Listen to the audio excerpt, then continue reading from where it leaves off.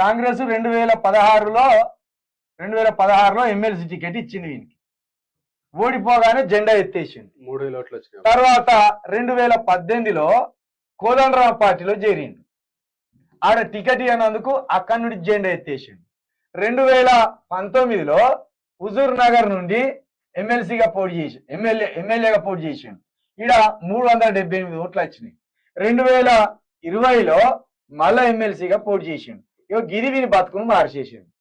ఇక ఈ మధ్యలో ఇటు కాంగ్రెస్ కు మారే, ఇక కోదండరాం పార్టీకి మారే, మధ్యలో ఇండిపెండెంట్ గా పోటీ చేసే, మళ్ళా బీజేపీకి వచ్చే, బీజేపీకి 2021లో వచ్చే, వీటన్నిటికి ముందు బీఆర్ఎస్ దీనికంటే ముందు బీఆర్ఎస్ కేసీఆర్ కాలం ఒక్కదానికి పోయింది కదా.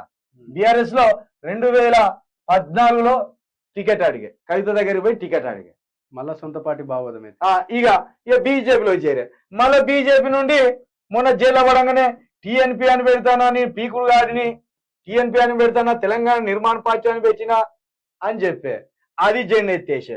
జైలు దొంగలు కదా, జెండా ఎత్తేసి మళ్ళా కాంగ్రెస్ కే వచ్చే. అంటే ఇక్కడ మీకు ఏమర్థమైంది ప్రజలారా? వీడు ఎక్కడైతే ప్రయాణం మొదలు పెట్టిండో మళ్ళీ ఇక్కడికే వచ్చింది. మళ్ళా ముఖ్యెక్కడ ఉన్నాయంటే గిట్ట చూపెడితే అయిపోయా, ఇట్లా తిప్పి గిట్లా చూపించింది అన్నారు. ఎక్కడైతే టికెట్ ఇస్తే ఓడిపోగానే టికెట్